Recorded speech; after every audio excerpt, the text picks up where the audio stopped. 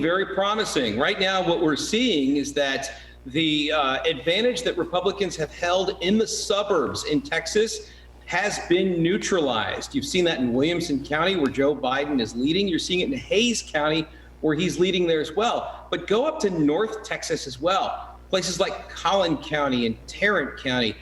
These are places where Republicans used to run up the score.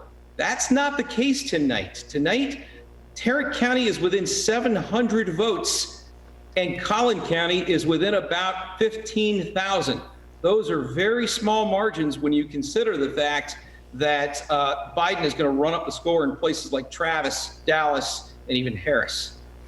Let's talk down the ballot just a step, Ed, about the Senate race from Texas. Of course, MJ Hagar spent a lot of money in this race. John Cornyn's had the seat since 2002. It appears, like with the presidential race in Texas, a lot of Democrats showed up to vote in this one.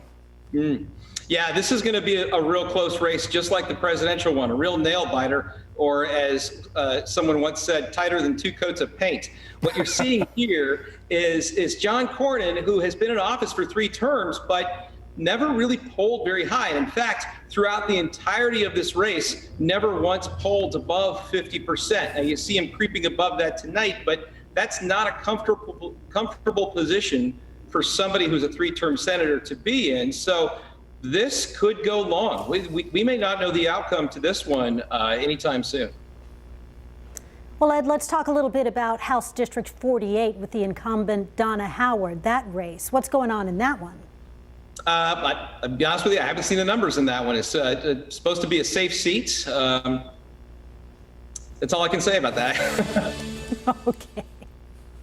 We're being told Donna Howard 71%, so you hit the nail on the head. A strong, okay, all right. Strong. I'm glad we can. Something I was supposed to know about that maybe crept up on us. But, and that's why they pay us the big bucks to give some of the news to you. So we're proud to do that with you here tonight. Down the ballot, what races, as we finish up with you, Ed, here, what races are you really looking at closely that have been held by a Republican that might just flip tonight, both at the congressional level and the state level? Are there some you're really focusing on? Yes, so let's look at the congressional level, because there's one that you talked about a minute ago, which is Congressional District 25. That's Julie Oliver, Democrat, running in that seat against Roger Williams. It is the epitome of a gerrymandered district. It goes from Circle C to Cherrywood up to near Fort Worth. It is a sprawling district, and the early numbers show that Julie Oliver is leading there. So that is one to watch. The other one is Congressional District 21, which is Wendy Davis running against Chip Roy. Chip Roy, the first-term incumbent, just won that seat in 2018. And as of the early returns tonight, Wendy Davis leads by 13 points. Now, that could change, because that's not just an Austin seat. That's also a seat that goes down I-35 into San Antonio and into Hill Country. So we have, Wendy has a comfortable lead right now, but those 2 seats are ones to keep an eye on. Interesting point on the congressional seats in Texas. There are 7 or 8 of them that are being challenged right now. If Democrats win 5 of those seats, we are looking at a Texas delegation that is split 50-50 in Congress. Let that sink in.